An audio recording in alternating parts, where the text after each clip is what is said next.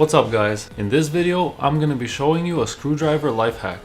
It comes in especially handy for when you need a second pair of hands but don't have any. In this example I'm holding an object and trying to unscrew a flathead screw with a flathead screwdriver. As you can see, it's hard to hold the screwdriver centered and steady and it keeps slipping off.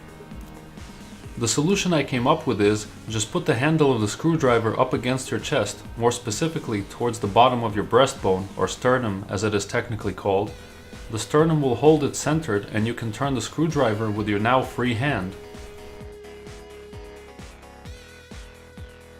Here it is again from another angle. And that's all there is to this screwdriver life hack.